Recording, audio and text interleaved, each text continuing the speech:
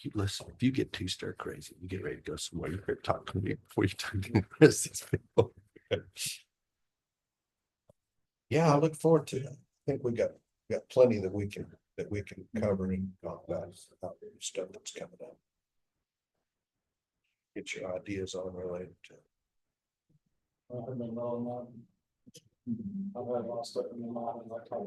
Sure, I look forward to it.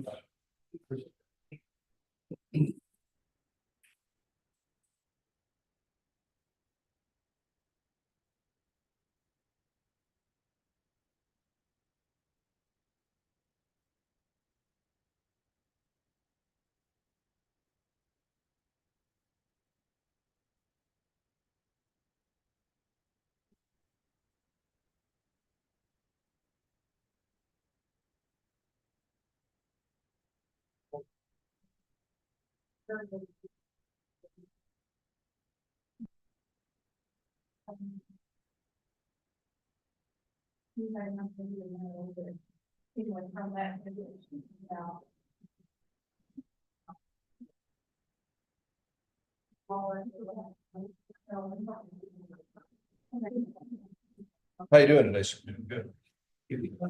Sit down. Picture two or whatever. Absolutely.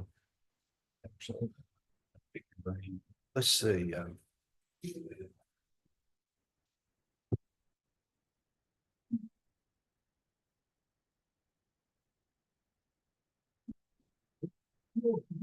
thank you.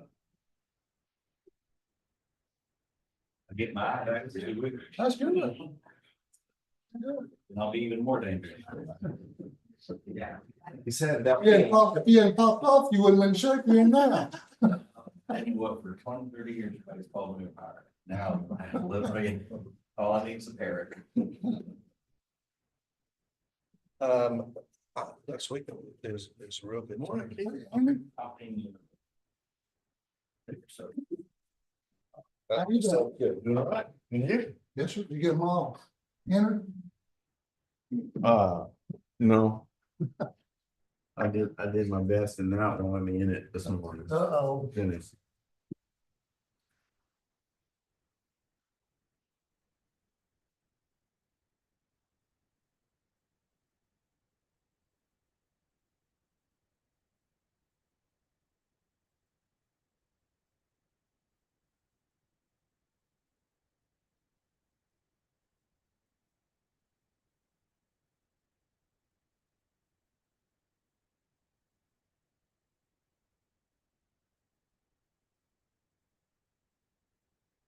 How are you, Mr. Judge? I'm doing all right.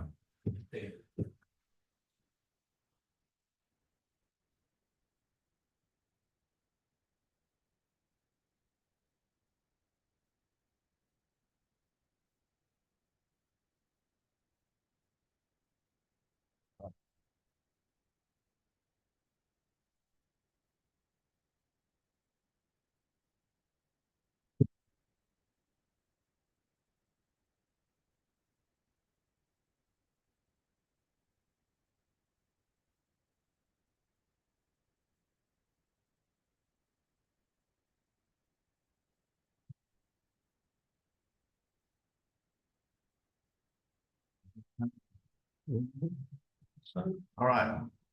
We will open our workshop meeting. I call it to order, announce the quorum. We have everyone present. And to remind everybody, workshop is a public interaction type of thing where we will communicate and we'll exchange information as it goes. We don't make any decisions. We don't make any votes in a workshop. And so we have I have Villa Ramali is going to do the presentation about battery storage facilities. It's fine. Yes, sir. Yes, that's fine. So we will actually have three presenters. I will do quick introductions of all of us. But before going that, thanks a lot for having this opportunity to present our project today. We are really honored for that. And I must say also apologizes for the last week's session that there were a little bit confusion that should we be here or not, but now we finally got it. Well, we're glad you're here. Yeah. And it worked out better for you too, right? Yes. Okay. Indeed.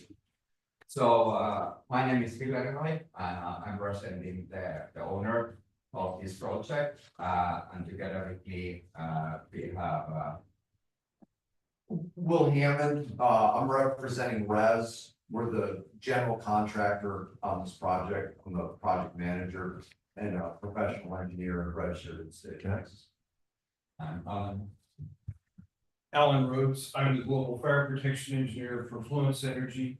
We will be the manufacturer and provider of the batteries for the project. I have 42 years in fire protection.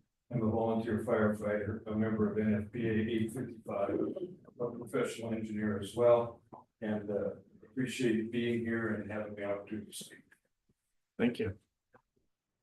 yeah, could we take the next slide, so we can jump in there? You bet. I gotta get, hold on just a second. I need to share my screen and I have to, not sure if I'm able to just yet.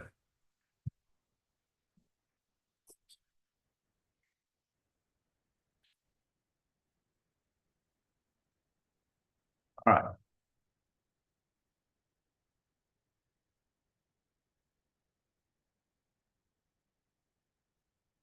Perfect.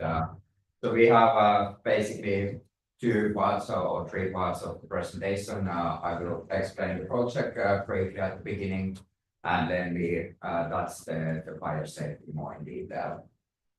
So Dollar Energia, who I'm representing, is a renewable energy fund manager. We are based in Europe, in Finland. We have offices around Europe. We had also office in Texas, Dallas, before COVID. It was closed that time, and we are now replanning to open it. We have 9 gigawatt or 9,000 megawatt of renewable energy assets under our management, wind, solar, and battery energy storage. We have roughly 50 people working in the company managing those assets. And the thing what we do differently compared to many other fund managers is that we have large asset management team who is really taking care of the assets also during the operational period, because that's really key for our success, and we usually own the assets of the construction at least for the first 5 years before we sell those to other folks. And environmental matters, it is really in our DNA. We are categorized as a greenest fund type under European legislation. So that's why we really measure the carbon reduction on each and every matter what we do now and our approaches.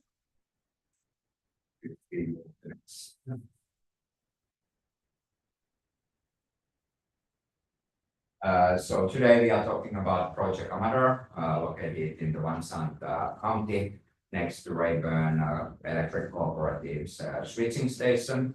And basically it's 100 megawatt, 200 megawatt hour project. There is 45 battery containers in the project, and we paid really close attention to select the best out of the market partners to do this project.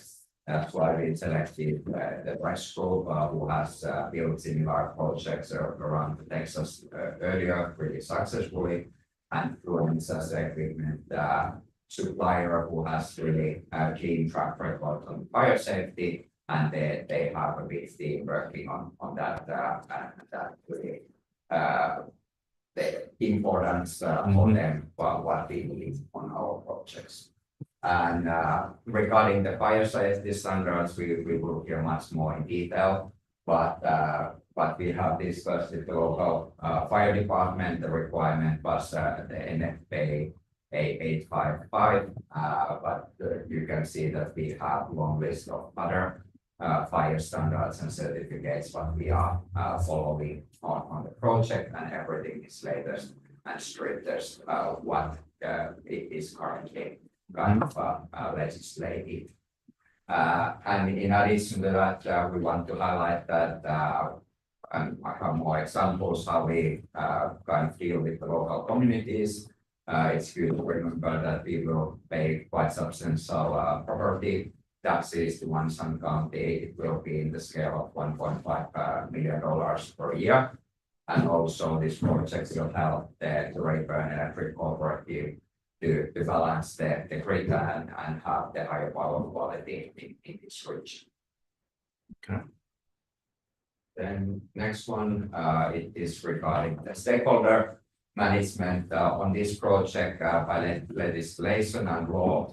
There is no requirements to do any stakeholder management. We did that voluntary basis. We have sent letters to key stakeholders around the region, all the neighbors. We have the website open for this project where is possibility to share questions or concerns. We have so far got two questions. One was regarding the fire safety. We have addressed that question. And another one was that we also planning to build the wind turbines for that same project site, and we are not planning to build wind turbines on that project site. And in addition, we have on all of our projects the budget to share donations in the local community against applications. It can be the hunting club or sport activities or anything which support the local community. If you click a couple of slides forward, this was already covered. Then the next one, this picture on the right, that's our project in Texas. It's already operational. It's in the Knox County.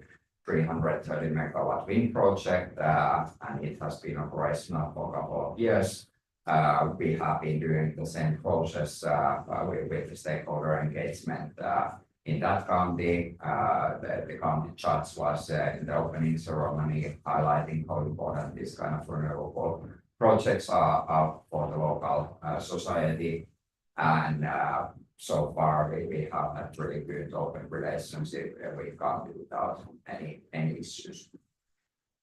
In addition to environmental matters, as I said, we follow the strictest standards by the law. It's not required to do any environmental assessments in Texas.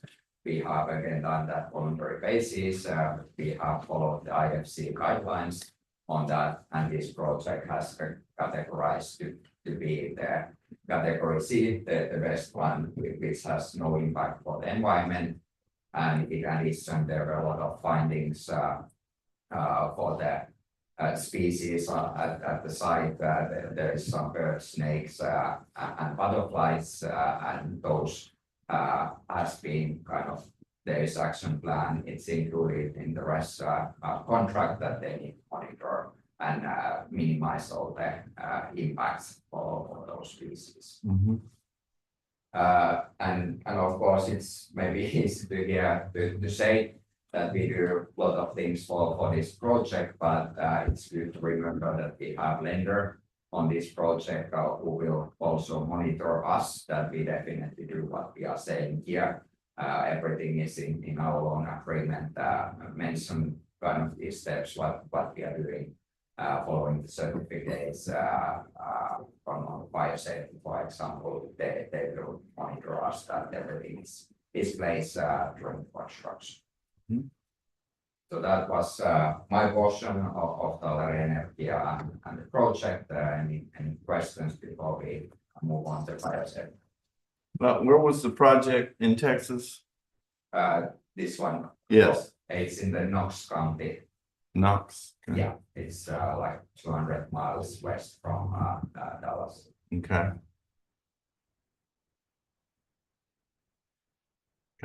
What do you anticipate your sunk cost on this facility to be? Sorry? Your sunk cost, what's your investment? The investment from our side is roughly 50 million, and there is the tax equity on top of that. What's on top of that? Tax equity, the kind of Inflation Reduction Act support for this kind of renewable assets. So the project value in total, it's roughly 90. So 90 million and 40 million of it is from the federal government. Yes.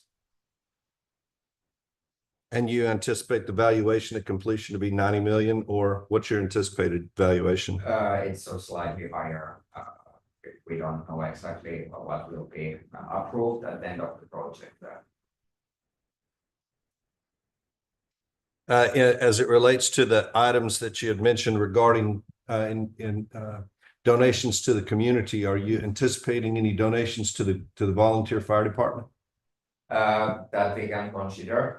We have not made any decisions more accurate yet. That which are the places where we do the donation, but at least what we can promise, and Alan will explain more in detail. We will provide all the needed trainings to handle the battery fires. What do you generally budget for donations related to a project of this size? Typically, it's in the scale like 20,000, 30,000 per year.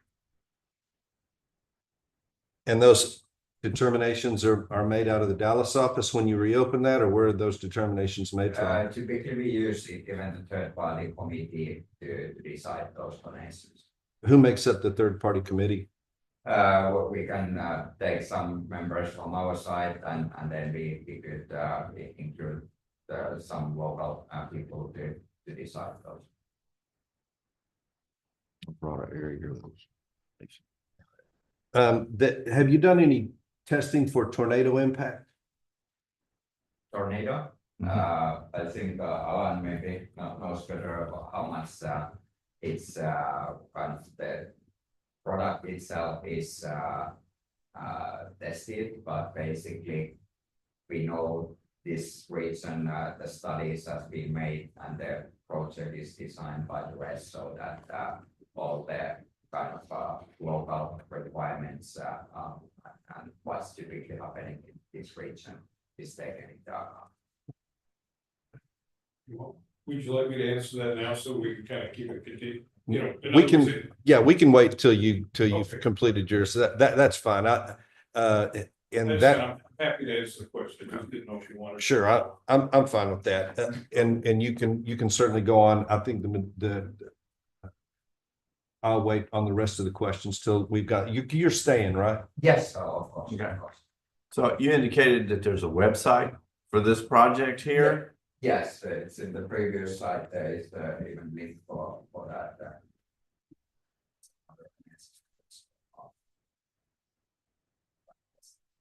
Oh, there it is. AmadorEnergyStorage.com. Okay. All right, and that's where we can ask questions and.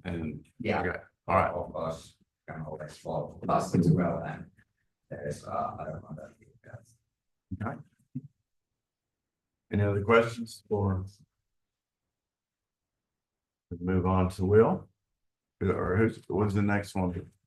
Yeah.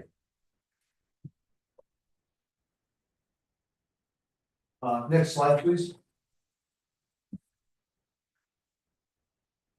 Right, Res, been around for 25 years. We've done multiple projects in Texas. We have a large storage facility in Weatherford, Texas. I personally came off a 200 megawatt hour storage in Lubbock. We successfully put that in service in August of this year with no incidents or accidents. Next slide, please. All right, our agenda, we're gonna go over the project overview, the battery equipment, fire safety, and then the codes, applicable codes and standards that we follow. Next slide, please. Okay, is that a accurate picture of kind of what we're gonna see? Yeah, that's what it's, that's not what our facility is gonna look like, but that's a battery storage facility. What you see in the middle there is the switch yard and substation. And then the shipping containers around are the battery storage containers. Okay. There you go. So this is a project overview, egress and ingress and egress to the site is off of Highway 47 there. And then there's a long access road and it comes into the site. Next slide, please.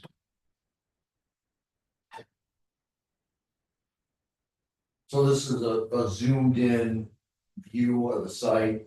Our access road, there's a paved access road that goes to the Rayburn switchyard. And then our access is a dirt road, improved dirt road that comes down to the north. That small green box, that's the substation. And then to the bottom of the screen there, that's the best yard. Sorry. Guess that's somebody else. The yellow dot shows the annunciator panel for the fire alarm, so all the best containers will be wired to that annunciator fire alarm panel, and if there's an issue, that panel will call out to the local emergency services as well as inform the owner that there's an issue. Any questions on the layout?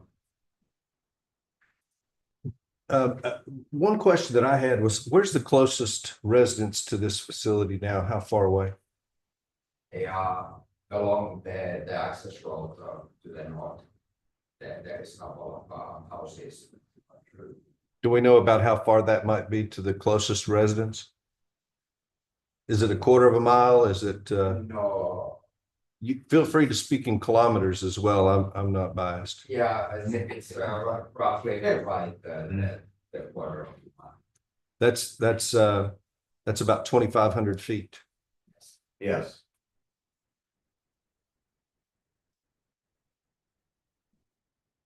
Which direction you say those houses are?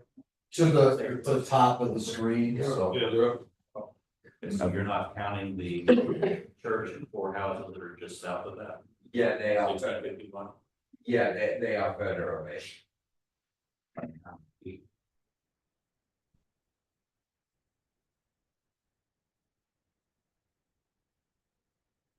We'd have to look at I mean, that. I live in that area, so I can tell you it's a quarter mile, it's less than a quarter. Okay. On the other side of the booster station. The electric station No, the gas line booster station for Pioneer, it's. to the south, to the, Yeah, to just to the south of that. Next slide's got an aerial view. You said there's a church and another house a quarter mile to the south of it. There's the church, 1, 2, 3, 4 houses, the booster station is across the street, closer to that. With the gas line running underneath it. Related to this, and perhaps fire safety can answer it. Have you had communications with Pioneer? Sorry. Have you had communications with Pioneer Natural Resources Yeah. regarding this? The gas line is outside of our LODs. There's no impact to that gas line, so there's no induction, based on where our switch yard is and where our battery storage is. Typically, when you have a gas line and a transmission line, it's a function of distance and geometry. So the longer the gas line runs parallel to the transmission line, it creates an electric current along the gas line that needs to be grounded.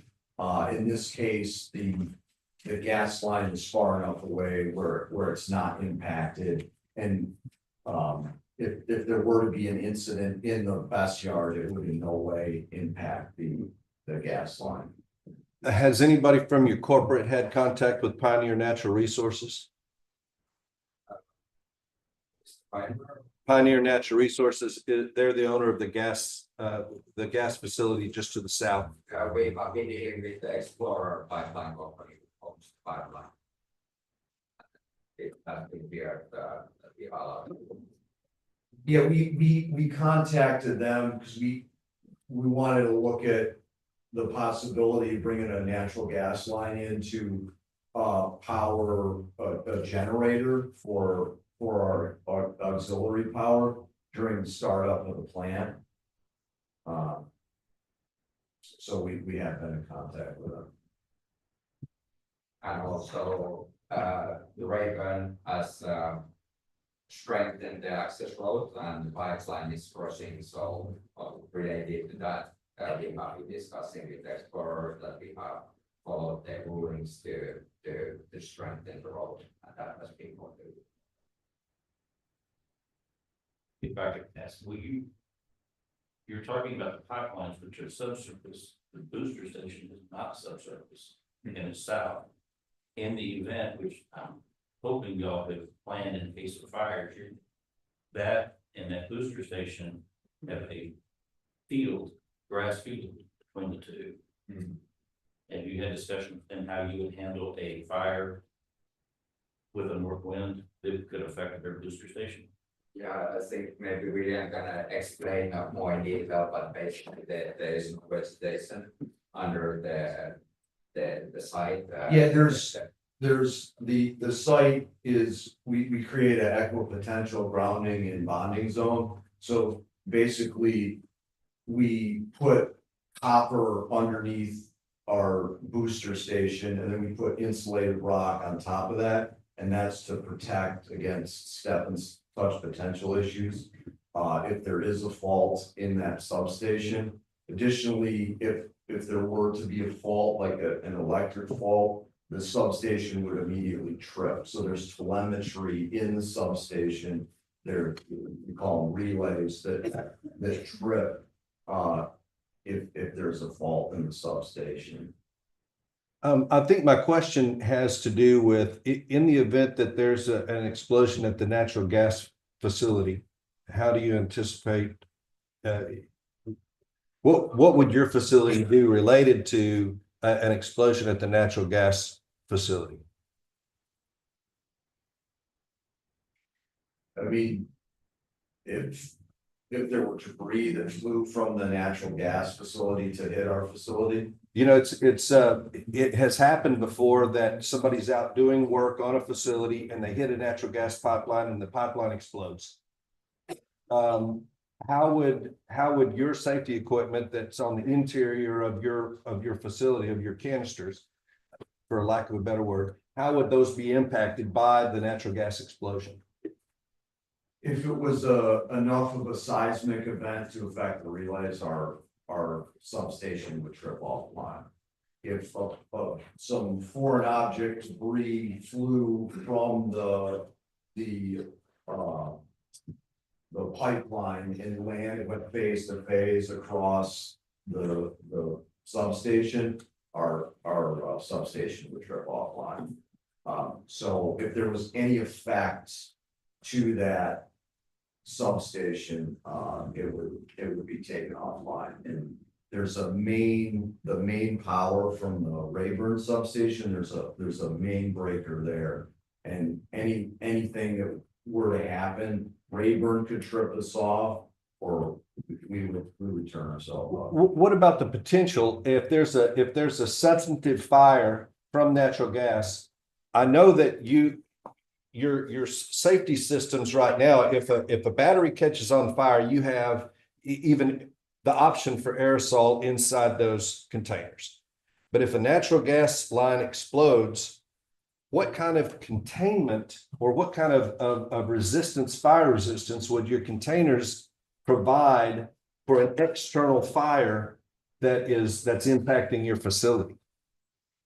They would, if they were online, the heat sensors inside the enclosure, once the heat rose inside the enclosure to 95 degrees C, they would trip offline. So every single one of them would be DC isolated. The actual enclosures themselves, they're not your standard Comex shipping containers that you see. These are specifically designed, and I'll get into it a little more when it's my turn, but they're specifically designed, they're double wall. So the fire resistivity is just as good from the outside as it is from the inside. And there's essentially like a vermiculite material where as the walls heat up, the insulating value of that material actually increases. And the other thing I would say is that outside the fence, there'll be rock, just clean gravel. And then two of the best containers is about 15 feet. So and then there's a fence, so it would have to be a strong wind for the fire to jump over inside our facility. Yeah, I'm not necessarily concerned about the fire jumping. you know, gas is under pressure and, you know, depending on the direction of the flames, you know, and the natural gas. It's a good question.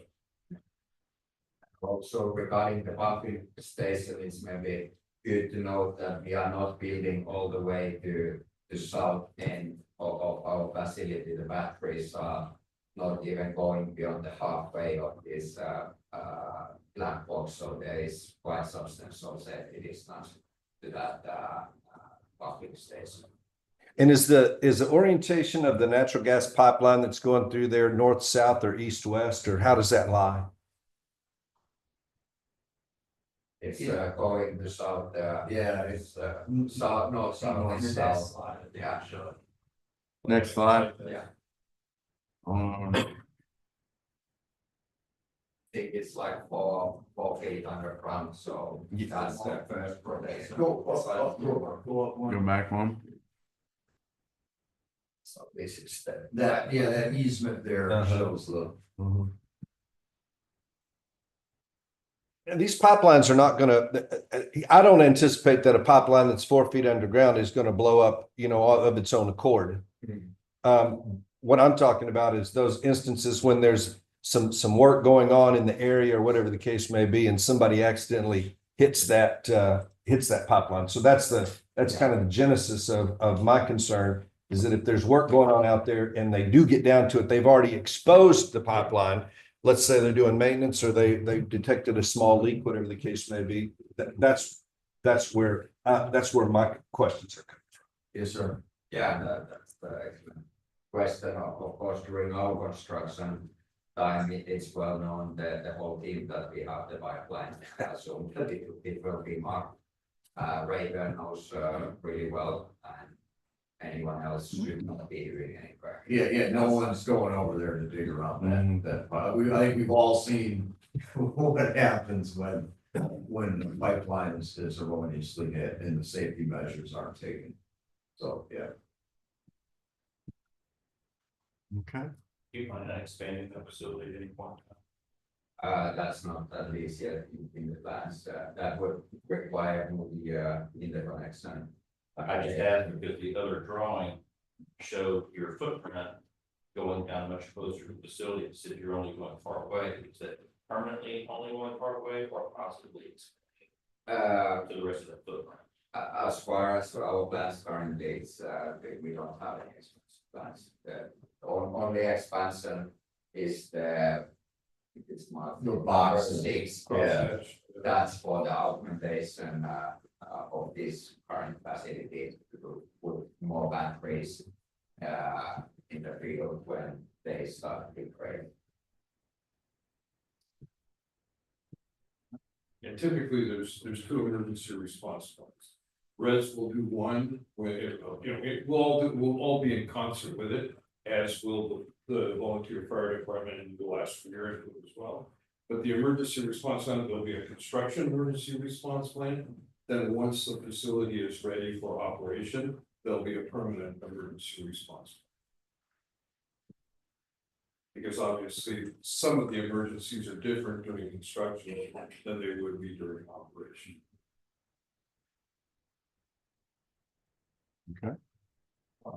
Next slide, please.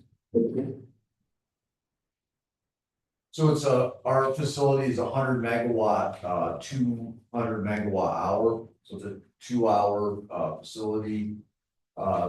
Has lithium ion batteries, the same as your cell phone. And the equipment is outdoor rated, the cables coming from the substation to the best containers are all underground.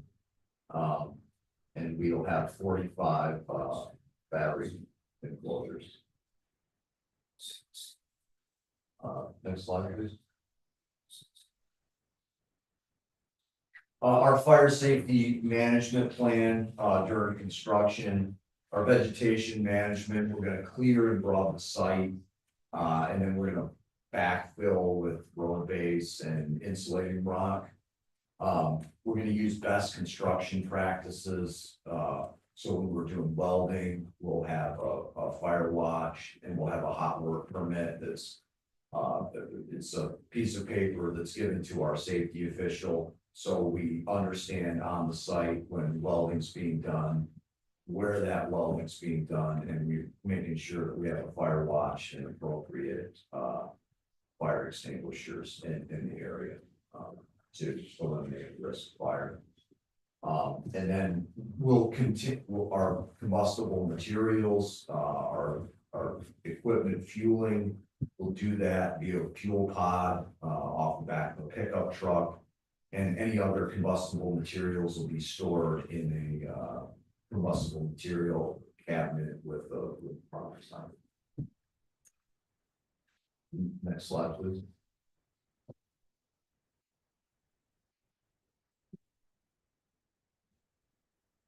We have a site-specific emergency response plan during construction. After construction, 24/7 monitoring, like Alan mentioned, there's telemetry both to the substation and the best yards, which goes to an operations center that monitors both the best and the substation. The fire alarm monitoring, we have a annunciator panel at the site. If there's an issue, that'll call out to the local emergency services. We're maintaining a safe distance for the site. If in the event there is a fire, we ask that, don't try to save, don't go in to the area and try to save anybody, stay away, let it burn itself out. And then if there's an issue, take a day to stay away from the enclosure before. What gases are emitted? Now, this is in your construction phase, or is this after? This is after. So what, in the event of a fire, do those containers keep all the gases inside the container, or is there a possibility for emissions from the containers under a fire situation? They may come out, but they are in very close proximity to the container, and that's by design. Because essentially, just like a flare of a refinery, we want to burn those off with regard to the heat, so that they don't migrate anywhere other than, or that they stay within the perimeter of the site. So how do they stay close to the facility if you've got a 20-mile-an-hour wind? They burn off very quickly. There's not much because essentially they're hydrogen, methane, and some hydrocarbons. So therefore the heat, the radiant heat from the exothermic reaction of the battery itself burns off the off gas. And you got proof of that, or you just saying that? No, I got, believe me, when we get the mines, we do full scale fire testing, sir. We do full scale fire testing, we do explosion and deflagration mitigation testing.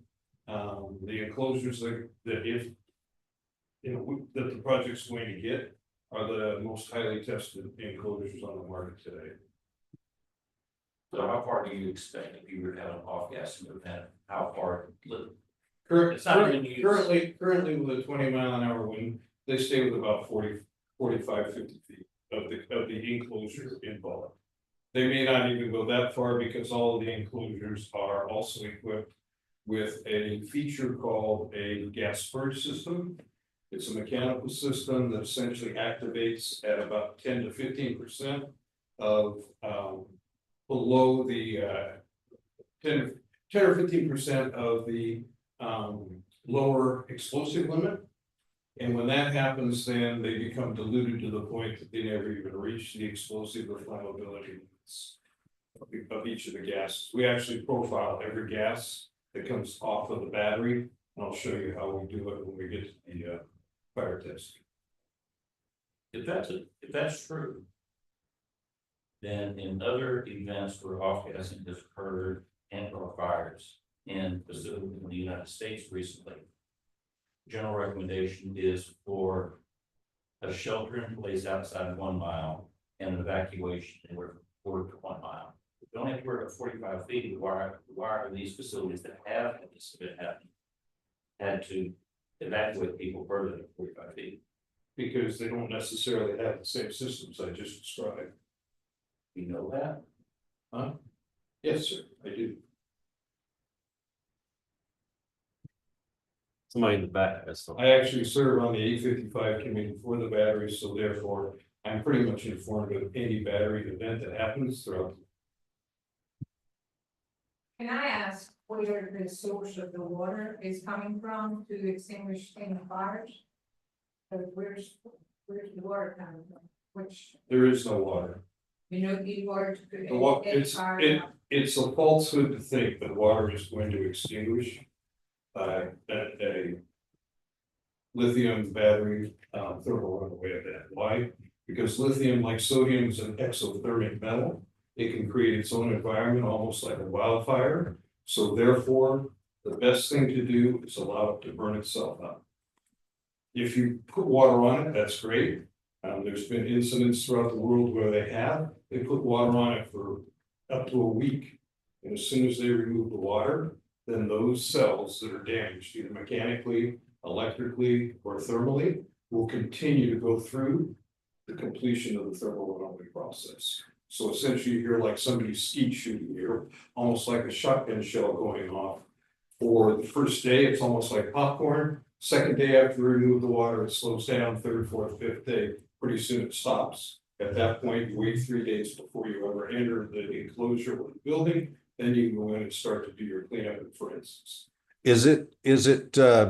Is my understanding correct that these facilities, they are, in the event of a fire, they close down? Each one of these containers closes down, and do you have an aerosol that, in these particular containers that you're installing that will begin to fight that, fire? It's so you wouldn't recommend? That's another misconception. The aerosol fire products, suppression agents that are available are for the secondary systems internal to the battery enclosure. So it's for like mechanical fans that catch fire. It's essentially to put that fire out and not expose the batteries to a heat source that would cause them to start to off gas.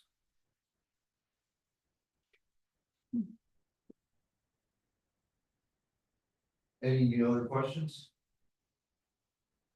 All right, next slide, please. These are the codes and standards that we're following for the project. Like Alan just mentioned, and then the National Electric Code and the National Electric Safety Code. Next slide. You know, I'm up. All right, yeah, can you're I- not seeing- wait, That's fine. wait, Will, I have a question about water.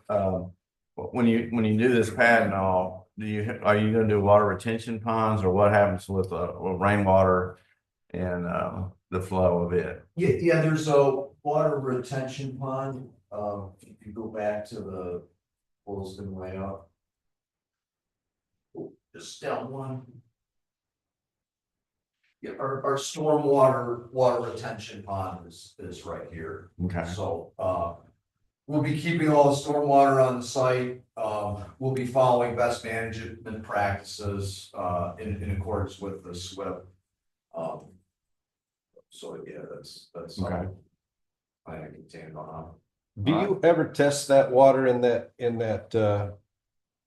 holding location? We don't have any plans, sir, to test it. I mean, we certainly can, if that's something you guys would like to see. I think initially the concern that the people have related is it would be more information is better than less information related to, if you come out at, after 2 or 3 rains and there's not anything showing in that pond as runoff from your facility. I think it goes a long way toward alleviating concerns. Okay, yeah, we can certainly, just like a water quality test on the stormwater. Once the facility is in operation, you have a couple of rains and that begins to fill up. then you have an opportunity to review it and perhaps publish it to the, it would help alleviate some concerns related to what may be in or running off of that location. Excellent. And how many, what is the maintenance personnel? Where are they located? Because obviously you're not gonna have anybody on site, right? That's correct. Where do the maintenance personnel come from that are gonna check on them, on any issues? Both fluents and we are considering iron dams. That's also a local company for the substation. Okay, Both have engineers. okay. In Lubbock, how often do they go and visit the facility? The engineers, they visit like once or twice per year if there is no issue. I have one quick question too, you mentioned on back about the grounds maintenance, projects completed. Who and how often is that supposed to happen to keep the grounds clean? Yeah, as said, it's rock, basically what we have on the ground, but definitely we will hire the local service provider So is that rock always a fence line? That's correct. Yes, Like vegetation. yes. That's pretty typical. A lot of these sites are remote. And so, they have a vegetation contractor come in and essentially make sure the vegetation is abated where it's not an issue with regard to exposure. I asked that because we have another facility. Not back here in county where we were told the vegetation was gonna be controlled. Yeah. And it has not been. And that's what the last thing was about. Yes, we have what's the last, we are definitely following the same mistake. All right, are we ready for Alan? I bet goat heads will grow. Or do you have any more questions? All right. Let me get to Alan's. Here we go.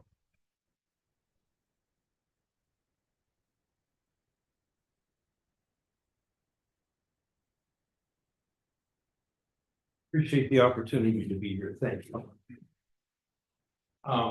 First off, are there any general questions you want to ask me first, and then we'll get into the specifics? Or would you rather go through this? I don't want to have any of your questions not get answered if I can answer. I said, just go through your presentation. Okay. They'll come naturally. So this is a pictorial diagram of the enclosure.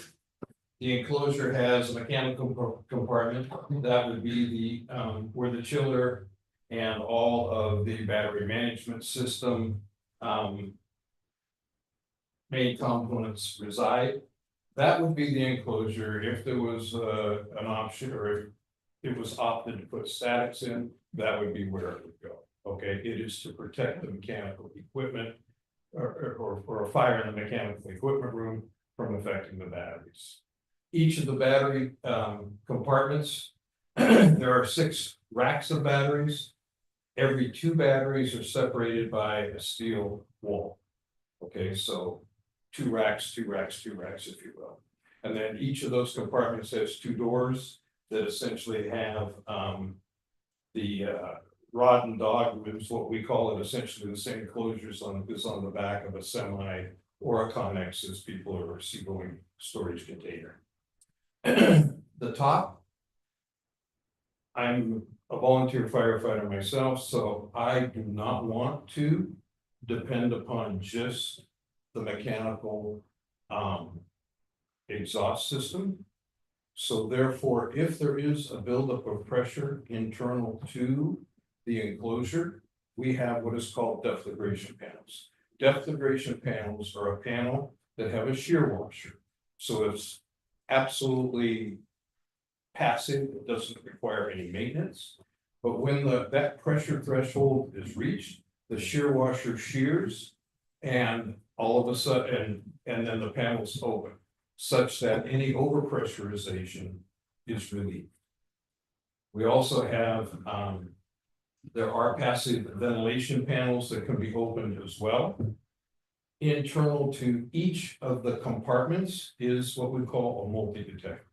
That detector is like a fire and smoke detector, except it does three functions. It senses for CO and hydrogen, it senses for heat, and it senses for smoke.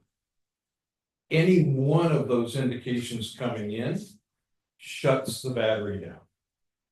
We call it an f-stop, a fast stop happens. Each of the battery racks also have what we call battery telemetry or a battery protection unit on them, a BPU. They all report into a master battery management system. The BPU has the capability of shutting the battery down. Let me explain what the BPU does. The BPU continuously, almost typically every 30 to 40 seconds, monitors state of charge, temperature, and condition of the battery. If any one of those falls out of norm, then that enclosure is shut down and isolated. That way, it can be addressed before it ever gets to a point of a thermal runaway event. We also have fast f-stops on the outside, a push button. And everything I've told you as far as the fire alarm and the battery management system report back to us at a 24/7 man location in Arlington. And we monitor all of our installations throughout the world. So we have 24/7 monitoring on that unit. And if we see something going wrong, then we will contact local emergency as well as the owner and say, hey, this is happening on rack 7 in enclosure 14. So that we know the exact rack, the enclosure, everything that's happening. Now, the batteries that go into this, we're battery agnostic, so we don't take any single manufacturer's battery. We'll take the batteries that we look at and choose to be the best batteries. But even after that, NFPA requires that they go through what's called the UL 9548 test program. That means at the cell level, and the cell of a lithium ion battery almost looks like, I'm looking at all of you, you'll know what I'm talking about. It looks like an old 6-volt battery almost, okay? It's a large square enclosure, okay? That cell is tested individually. After that, when it goes into what we call the module, those are the little segregated racks or modules you see in the rack. The module is tested. And then the rack is tested, and everybody asks me about off gas. We put the cell, the module, and the rack under what's called a calorimeter, cone calorimeter. It's an exhaust hood with a cone calorimeter. That way we can sense the heat flux, the amount of heat energy that's coming off of the reaction. We can sense each of the off gases. We can look at them for percent and concentration. So we take all of that data. And now we'll move forward to what I told you we did with regard to, I think Jim at the end asked about explosion and testing and how we take that data, we send it out to like an industrial gas manufacturer. They duplicate the percentages, concentrations of the gases. And that's what we use to put into the entire enclosure when we look at doing deflagration and explosion testing. Okay. We typically do a preliminary test in what we call a CFD model. Okay, we'll model it in the computer first.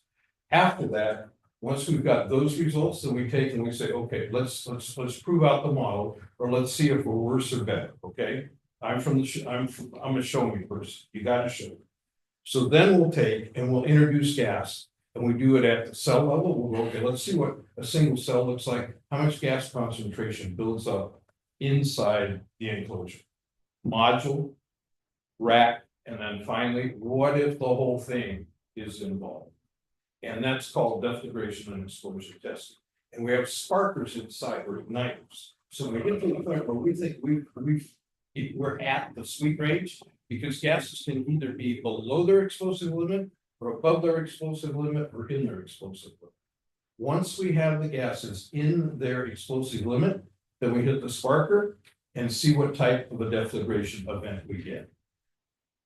Every one of the enclosures has to pass that test.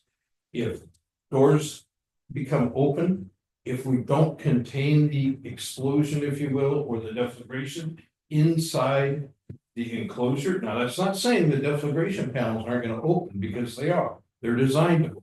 It's designed to protect the enclosure as well as the public. So when those open, we end up, or we have the deflagration, then we look at how did the enclosure perform? If there are any structural elements that are severely damaged, then it's a fail. We go back to the drawing board and strengthen that area of the. So some of the testing has been done already preliminarily in England at the Newcastle facility, DNV. DNV is noted throughout the world to be one of the world's best explosion testing locations. However, we are retesting again. We had very good results, by the way. We're not retesting because we had a bad result, but we are going to retest again here in the US at Safe Labs, which is another nationally recognized testing laboratory in North Carolina. And the enclosure will be retested there again. At the same time, we do the full-scale fire testing. Full-scale fire testing pass or fail criteria is we cannot end up with any propagation from enclosure to enclosure. And we've been doing this test for almost 8 years that I know of, okay? And we do it with every single one of our enclosure designs. To the point when I became a member of NFPA 855, it was very evident that maybe one or two of us were doing, we called it at that time, the beyond test, the beyond fire test. But not very many of the rest of the manufacturers were. And that's why, as the gentleman said, you know, why are all of these things happening, or what's happened across the nation? Why do we see these events, and the fact that there's shelter in place and other items taking place with regard to public safety? The reason being is 9 times out of 10, there's been no full-scale fire testing, okay? So, like I said, it used to be called the Beyond Test. As of NFPA's publication of 855 in 2026, that will be a mandate. If you want to sell batteries in the US as a manufacturer, then you will put your batteries through this full-scale fire test. And they even asked us if we could share the protocol with them that we use, and we did. And about 90% of that protocol will be published as code in that standard.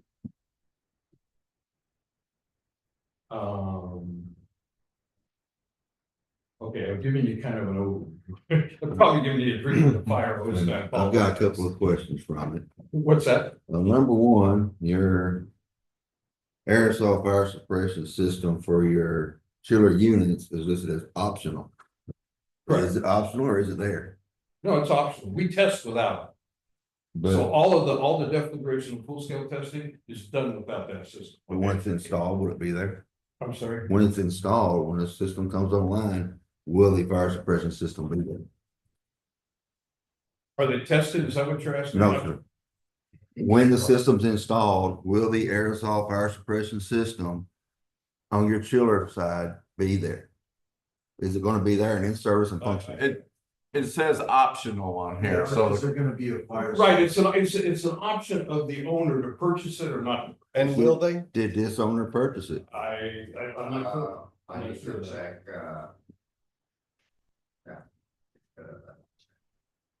What? Now my next question. Okay. But as far as the information I presented to you, none of that is predicated upon the aerosol system being present, because it is an option. So we test without it. Well, this goes back to the testing. We should have this information from it. I like you designed it to be individual cells, and ideally the worst comes to worst, the vent pops open, a cell burns and the rest of the system stays intact. Worst case scenario. Yeah. So here's my question. Before the vent opens, when you're actually using the design pressure release and controlled release, how many parts per million of this chemical is considered dangerous to the public? As far as the off gas, Yes, sir.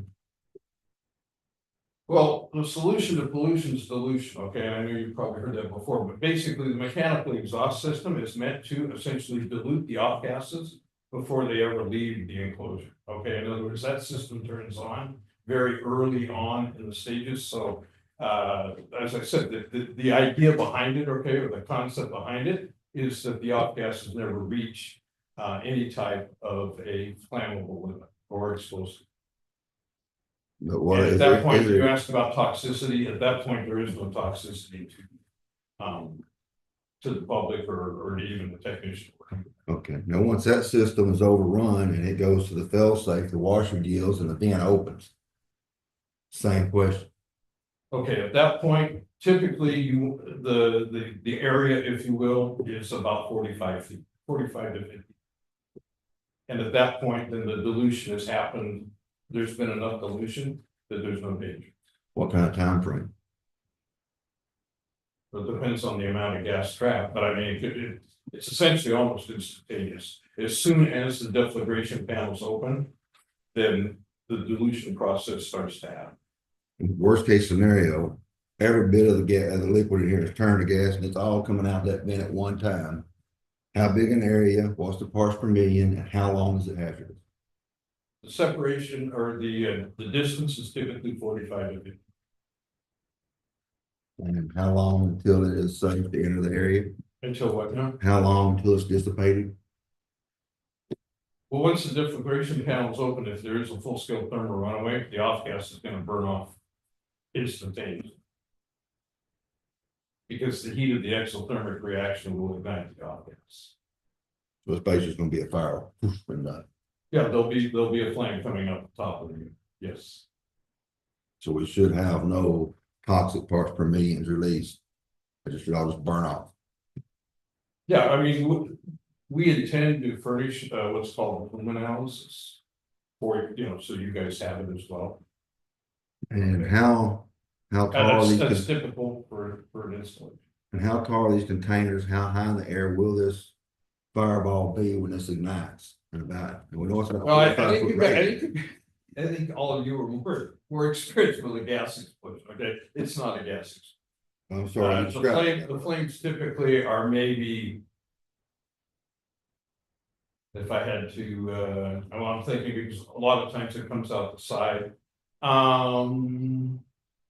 Flame height is maybe 8 feet. That's another good question. When these gases come out, are they lighter or heavier than that? Depends on it depends on the battery electrolyte. Because you can end up with methane, obviously methane's heavier.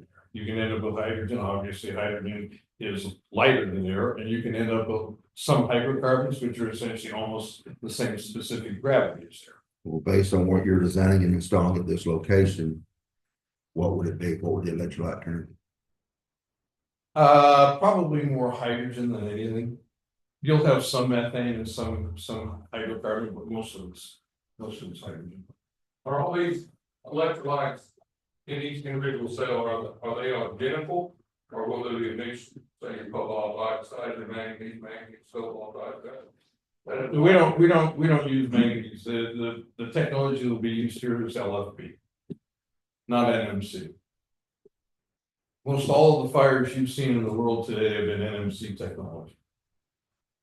It's a much, LFP is a much safer fire technology or battery, if you will, electrolyte mixture than what NMC has been.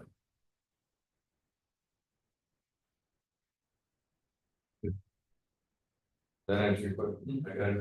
Okay. So we do not even, I mean, I shouldn't say we don't. There are some instances where we have an owner that wants to use that technology, but our recommendation is always to use that one. And once again, for our conversation, we need to stick to this design, what's going in here, because this design is what we're dealing with. Yeah, LFP will be the batteries we have. That would be the chemistry of the battery and the electrolyte. And the manufacturer is going to be CATL, and they will be 360 or 306 rather, amp hour batteries. And I believe that's, if you don't have it, it'll be information given to you. So the best thing we could do with a fire reporter here would be stand back and observe and keep. Oh my people- gosh, you want my job? Here is Fluence's recommendation, and you asked about, I think Judge, you did. Your Honor, with regard to what we're gonna give the fire department. We always give the responding fire department, volunteer or paid. As well as any surrounding fire departments that may be providing mutual aid. Full, what we call first responder / firefighter training. It happens initially, and then we always opt to and give the option for annual retesting. Why? Because there's turnover in the departments that happens. There's also, is it possible to get a glass of water? I'm like. Really? Yeah. Sorry. Actually, I had a bottle of water in the car. Anyway. Thank you. That gives the, it gives us the opportunity to share with the responding fire department / first responders the latest technology that we have or that we have developed or that we found for our products. So it is a full-on training course. The course takes anywhere from 2 to 4 hours, depending upon how many people we have, because we like to make sure that everybody can give us a nod at the end that they understand what they're supposed to do. Essentially, there is no water needed. Every single one of these containers is designed to be a sacrificial sarcophagus or coffin for the full-on event. When we do the full-scale fire test, we push all 6 racks into full thermal runaway. Also, we want to make sure that they understand, okay, you don't need to do anything. However, there is one exception. If you have a man down, then obviously you need to do your first responder, essentially first aid, and get that individual out. That's fine. Can you use water then if you want? Yes, you can shield the personnel that are going in to get the man that's down with essentially a fog pattern on. That's fine, okay? But as I said, putting water on that involved enclosure is just going to exacerbate or make the situation worse and extend it. If one of these were to have a thermal runaway, if you do not put water on it and follow the directions on the back of the package, if you will, then the event will take anywhere from 16 to 24 hours and it'll be fully concluded. Putting water on it can extend it out a couple of days. And as I said, even once you pull that water off, you're still going to end up with any cell that is either mechanically, thermally, or electrically damaged going through its full thing. In other words, it's gonna burn itself out regardless. Right. Right. And so the other thing is time is on our side. Batteries don't just burst into flames like, let's say a punctured gas, okay? The telemetry on the batteries tells you, okay, they're out of control at this point. We've DC isolated it, so there's no more energy either going into or going out of the enclosure. But the one thing you have to understand, the one thing that we really drill into the fire departments is that once we DC isolate the battery, much of the public thinks, well, okay, it's perfectly safe from an electrical standpoint, which is correct in the fact that it's no longer either receiving or transmitting power. But the thing you have to remember is that it's called the battery. Stored energy is always there. Whatever state of charge that battery is in when you isolate it, it stays at that state of charge until you either there's a procedure to go in and essentially discharge it, or it goes through its thermal runaway and obviously it discharges itself at that. You had mentioned that it's not like a gas line that if you puncture it, but we have seen electric vehicles that have a punctured battery that do. And thank you, sir, for asking the question. Okay, here's the deal. That battery technology goes back to NMC, not LFP. Now, some of the car manufacturers are starting to switch over. I will tell you a competitor of ours who's very, very large. We battle back and forth for, who's done more volume for the year. That competitor has actually switched from Panasonic NMC to an LFP technology. That happened 9 months ago. So hopefully electric vehicle battery fires are gonna be a little less spectacular as well. But the NMC technology, yeah, it's kind of like a Roman, I hate to say it, but it's kind of like a Roman candle. Once it gets going, it's very volatile, okay? But the other thing that you have to understand is whether it's LFP or NMC, the result's the same. You end up with a thermal runaway and you essentially end up losing the battery, you know, the car, the whatever.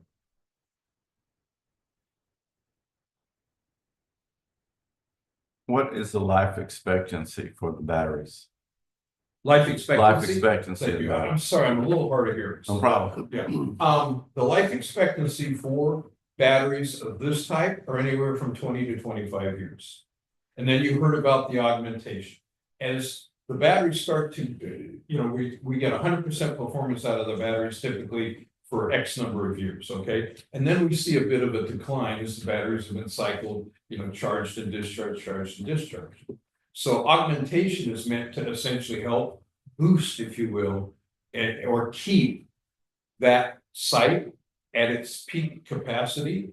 Because when they sell into the grid, they make a promise to the grid that they can deliver X amount of power for X amount of hours.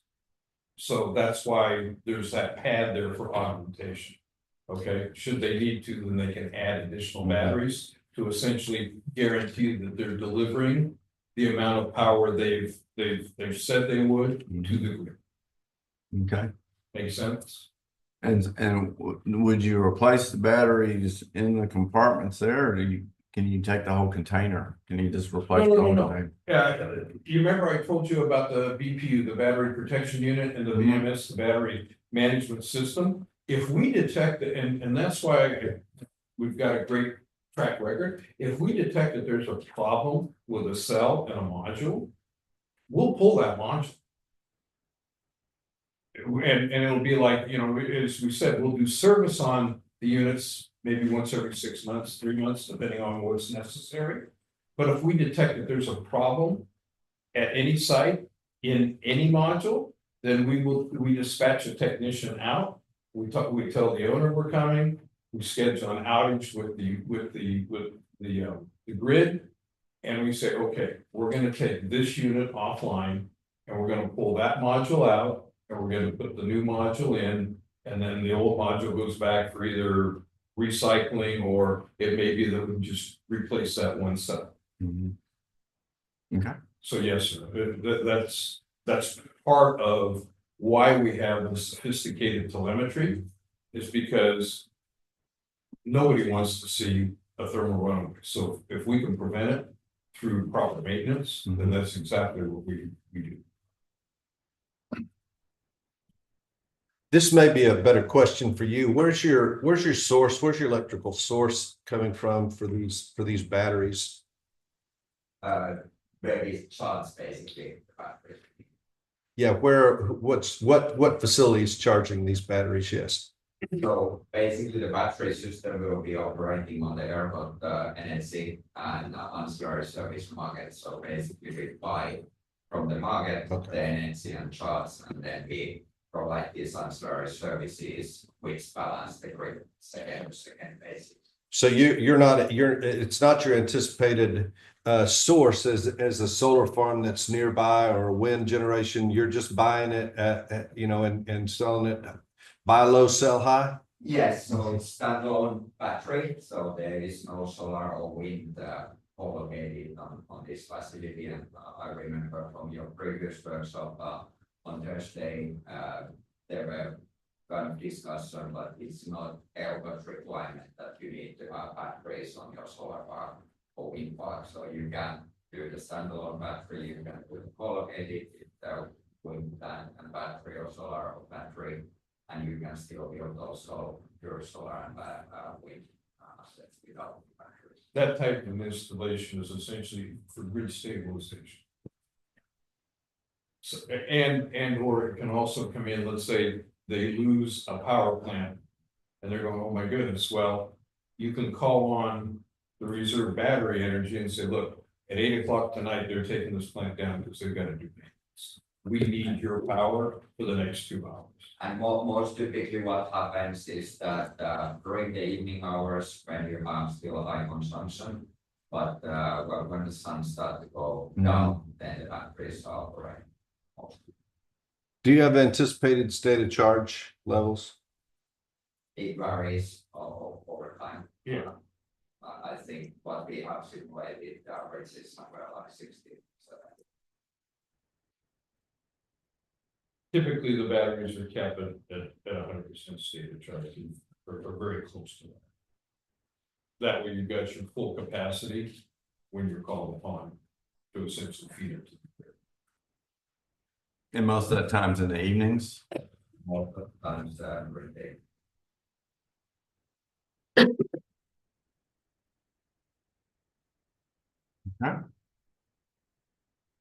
Any questions? Yes, sir. So the power from your battery is going to your station and transfer over to the existing Rayburn Electric Cooperative station next to you? Yeah, so Rayburn Electric is upgrading. Then the switching station, they will start working in a couple of weeks. And that's where we find, and that's how access group there of the electricity. You charge from there, then replenish back through there when you. Yes, they very well. The other thing is maybe I'll recap as part of the permitting process. We will furnish a fire risk assessment, an FMEA, which is failure modes, effects and analysis, a hazard mitigation assessment, which is how are things mitigated, as you were talking, well, what if this happens? How do we mitigate that? What are the safety factors that essentially make that neutral? We also will be, there'll also be a plume study, a plume analysis for you. There will also be all of the UL 9548 testing reports that I said we go through. There'll also be the full scale fire test report and the full scale deflagration and extinguishing report will all be furnished as part of the permit package and documentation. And then as part of, as construction starts to finish and we go into, let's say, final commissioning, then that's when I would ask that we be allowed to come back in and train the fire. If the fire department wants it earlier, that's fine. We've done it. Actually, we've done it almost at the start of a project. And then at the end, it's kind of like, well, let's do a quick refresher so everybody's still fresh on what to do or what not to do, probably is the better way to put it. And then obviously it's offered annually as well. Well, you have the fire chief and the area you're in set behind me, you have representatives from 2 neighboring departments back there, they could Okay. probably get with you after this meeting. I welcome the opportunity to meet you both personally, so. As I said, I'm a volunteer firefighter and the fire prevention officer for my fire district, myself, so. Fire protection is near and dear to me, and the one thing that I want is still me not to go home after shifts, so. That's the end. And also you have done kind of the written guidance, how to address the battery size in case of fires. That's available as well. Yes, absolutely. And just as late as last week, I trained the Petersburg Fire Department in Indiana, or in Indiana. So we do the fire training. We probably do 3, 4, 5 of them. So like I said, I welcome the opportunity. And if we have to train over 2 or 3 days because of the shifts, we can do that as well. Well, related to that, there was a question that you answered earlier, this gentleman did, saying they provide 20 to 30,000 a year in donations related to this project. So what is the area that you provide those donations to? Is this something Dallas wide? Is this something just within so many miles of this particular site? To basically limit that within the county where we operate. So this is what's at one for this project and this region.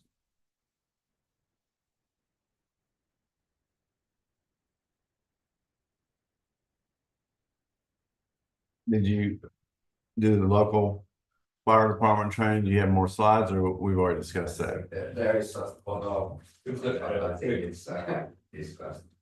Pictures. You know, I think this, oh, there you go, right there, that is Petersburg training, that we just did last Wednesday and Thursday. I think the training is good. I think our local facilities, our local departments are more concerned with the, supplementation of equipment based on additional use.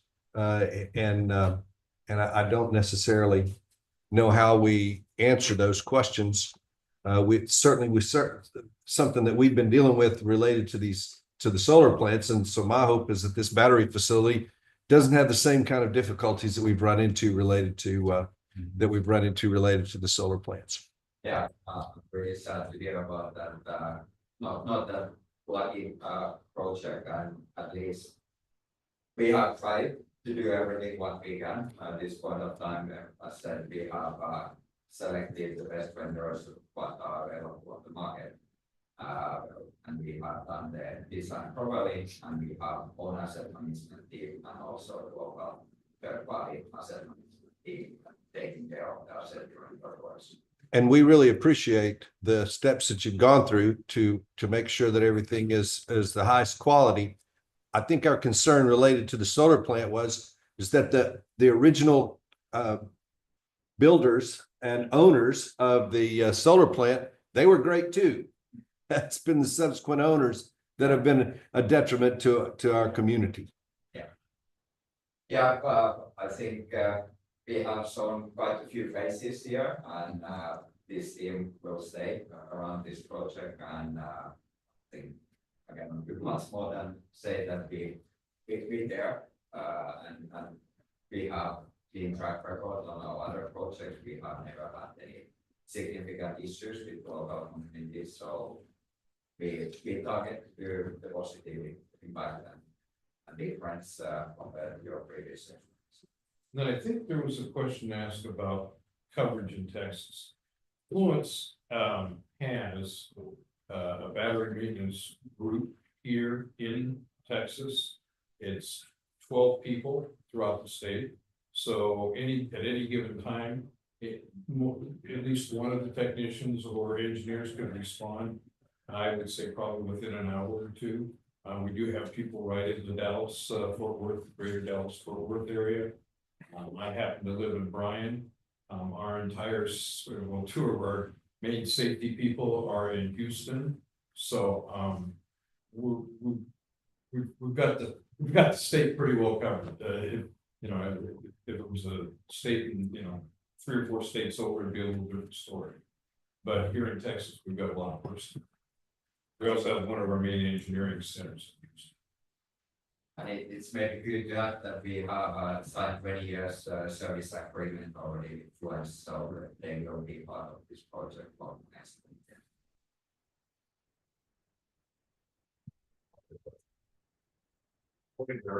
There are 4, probably 5 other best facilities planned for this county. How many of those would y'all involve in? No, this was our project there. So we'll have other manufacturers, other developers working with the other 4 or 5. Right, and I guess I would caution, no 2 battery manufacturers, no 2 fabricator integrators, and no 2 manufacturers are the same. Okay, our philosophy is quite different from a lot of the manufacturers. As I said, we have been doing the full-scale fire test, which was not mandatory. It was actually not even thought of. It was actually something that we said, hey, look, we want to know. But there's a lot of Me Too's out there. And there's a lot of just newcomers that are trying to break into the market. So definitely ask them the same questions you asked me, for sure. And make sure you get the answers you want. And also, if you read there about the new project pipeline, to be honest, I think every project won't happen. So, of course, there is high chance that some of those will happen. Well, the pipelines are concerned, the people who live around it are concerned. the cattle that live around it. So, yeah, so. On that, what kind of, probably question for you? What are the noise levels from this decibel wise? How far out? Actually, I think there's a noise level study. I don't have it with me. But essentially, all you really hear is there's a small hum from the fans. But it's not like, you know, I don't know, I'm around it all the time, so I don't even really notice it. But it's not, let me do so, I don't think it's gonna be annoying to the steers, or the cows. But on the other hand, we do have a noise study, and I'll make sure that you guys have the kind of sorry. That's good, because there's been some question about your hearing so far, and in this hearing, there's been hearing questions. Council, yeah, I didn't lose my hearing because. Oh, okay. I think I didn't listen to my mom as a teenager and, had loud headphones on. Actually, it probably came from a diesel engine. That's, I truly appreciate your time. I'll make sure that you've got my contact information. If there are any questions, either for this project, or you just want to call on me because I'm a member of NFPA 855 and a volunteer firefighter and concerned. I would welcome that opportunity to answer any questions you guys have for this project or future projects, because you have a right to be concerned, you have a right to protect the community, and I appreciate your time today. Okay. Any more questions? All right, thank you very much. Thank you. You bet. I do have one more. Sir, I appreciate your presentation very much. You've done a great job. It may not be your question, it may actually be this gentleman's here. I understand that there might be an issue with our fire marshal inspecting fire prevention equipment.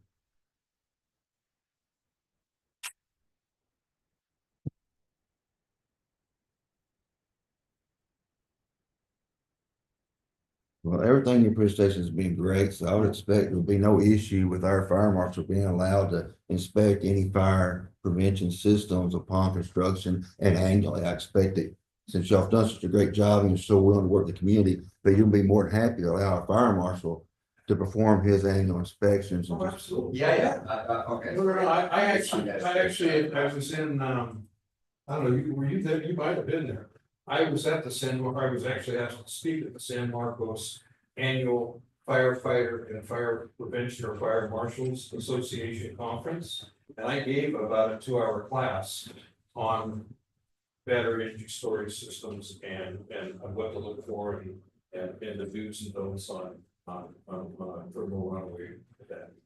that's good. So no, absolutely, we welcome that. Every jurisdiction has and should take advantage of the opportunity to come in and inspect the site.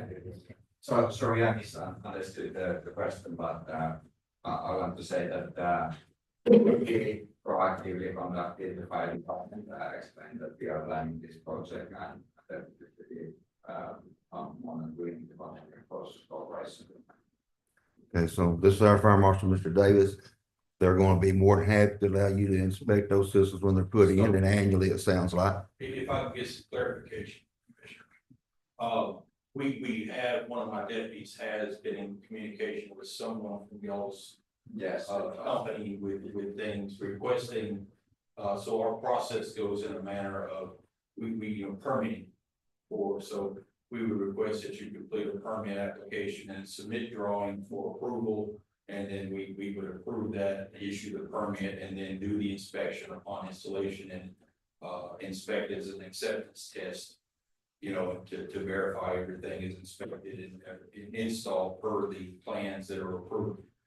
We were then presented a letter and sent notification through your attorneys saying that you will not comply with that. So told that you're not going to plan a permit through the county and you're not going to comply. So now you're saying you will permit your system through the county and allow us to do permitting and inspections through the process. Yeah, this has been kind of causing quite some confusion because our understanding is that there is no official permitting process in this county, and that's why we have not followed any that bad, they have the non-burning letter existing, but beyond of that, even if there is no permitting requirement, we have said that we will meet basically what we have understood from the fire safety perspective, that the requirement is an NFPA 855, and that we will comply. But now I think it's question that is it enough that we provide proof that we can't meet, or is there certain procedure, building permit procedure, discounting what we need for? Well, it sounds like you're willing to work with us and we appreciate that. I'm sure Yeah. Mr. Davis will be looking forward to hearing from The you. documentation package would be the same anyway, so absolutely. I mean, I fully, you know, I don't see that you're putting in anything that's gonna be non-compliant. Yeah. And so that's our thing is, don't understand the pushback on that. We just like to be able to ensure that it is, that our bases are covered, that when something, or if something does happen, that we have done the inspection, we are aware of it, we, you know, it does meet standards. And, you know, we have documentation of that as well, just as y'all would for your own in-house documentation. It's just a matter of checks and balances for everybody. And for us to receive notification from attorneys saying that, hey, mind your business, we're going forward. So are you all looking for the inspection of the substation and like the below grade work, or just when the Fire suppression systems. in the containers themselves? And I hope the fire alarm system, well, Yes, sir. Any fires in law Right. safety. that is the other thing, is you'll also end up with a certification of compliance to 72. Yes, sir. Okay. So that's important. The other thing is I'll just put this in, as part of my fire training for the fire departments. I insist, unless they just say, no way in heck, I insist upon doing the sidewalk. Okay, to walk it all down to where everybody still, you know, understands. And that's why I said annually, you may have somebody move out, or, you know, one of your volunteers, or 3 of them or 5 of them that you were thinking, hey, these are the main people that might probably be responding. Well, things happen, they may not be there the next year. So that's why I said I like to offer the annual retraining. So that's our commitment to you, or at least my commitment to you. Yeah, and kind of like, on the owner perspective and our contractor perspective, we just need to understand what are the requirements, what exactly and when we need to do. As I said, our understanding is that there is no building permit process itself in this county, but of course, if you want proof and documentation of the NFPA 855 compliance, and visit our site. Is there a permit application that's like online or something we could, did you have? I'm not sure if it's on our website, but I can have our deputy, my deputy get to with who she communicating with and send the application process to you and everything, you know, that you need to be completed, get for plans to get submitted and all that. It's just the normal submittal process, you know, application submittal, you know, we would review and. Okay. And it's not a formal building permit, sir. It's just the inspection of the fire prevention system. Yeah, I was about to ask that. And fire suppression systems. Yeah, it wouldn't be necessarily like you're taking a building permit as far as, you know, everybody doing like. You know, flat work and things, it's not things like that. Right. It's more for the fire and law safety aspect of things. That's all we're asking to be able to be a part of it. Yeah, to be able to inspect, review that. It's not a problem, I'll say everything's, we put together a big electronic file and then we send it over to you, it has everything I explained to you.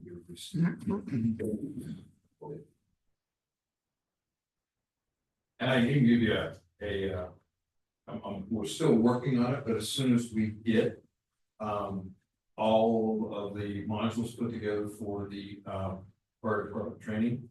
If I can get your contact information, then I'll go ahead and shoot it over, maybe mark preliminary, but at least then you'll have it. You can look through and review that. If you've got specific questions for your installation, then we can make sure you get those. All right. Thank you. Anything else? All right, thank you, gentlemen, for coming out and explaining to us. Yeah, thanks a lot for plenty and excellent questions. Yeah, Thank you. appreciate the Right. opportunity. So this should conclude our, unless y'all have anything else, it should conclude our workshop, and we'll be back here at 1 for another special session.